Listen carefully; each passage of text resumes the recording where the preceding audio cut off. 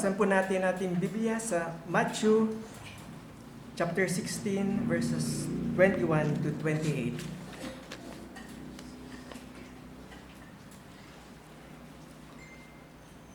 Verse 21. From that time, Jesus began to show to his disciples that he must go to Jerusalem and suffer many things from the elders and chief priests and scribes, and be killed and be raised the third day. Then Peter took him aside and began to rebuke him, saying, Far be it from you, Lord, that this shall not happen to you. But he turned and said to Peter, Get behind me, Satan. You are an offense to me, and you are not mindful of the things of God, but the things of men. Then Jesus said to his disciples, If anyone desires to come to me, after me, let him deny himself and take up his cross and follow me.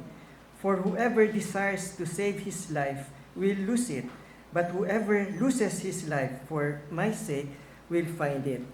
For what profit is it to a man if he gains the whole world and loses his own souls? And what will a man give in exchange for his soul? For the Son of Man will come in the glory of his Father with his angels, and then he will reward each according to his works. Assuredly I say to you, there are some standing here who shall not taste death till they see the Son of Man coming in his kingdom. So sinabi ni Jesus sa kanyang mga disipulo na pupunta siya sa Jerusalem at magdusa at mamatay. Hindi siya pumarito para gumawa ng kaharian. Ang kaharian niya ay nasa puso ng mga tao niya. Kailangan siya mamatay at magdanak ng dugo at ibigay ang kanyang buhay, pantubos para sa marami. Hindi ito matanggap ng kanyang mga disipulo at nahantong sa krus. Mapalad tayo dahil ito lahat ay nakasulat na sa Biblia.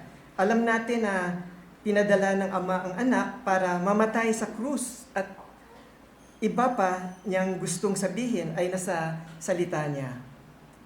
Pangalawa, ang pagsunod sa Diyos ay magdudulot sa atin ng mga anak niya ng kaputan sa mundo. Tanggihan ang sarili at ang mga tukso ng dyablo. Napakahalaga ng ating kaluluwa. Ang mundong ito ay lilipas din, pero ang ating kaluluwa ay buhay magpakailanman. May panawagan si Kristo sa mga wala pa sa Kanya.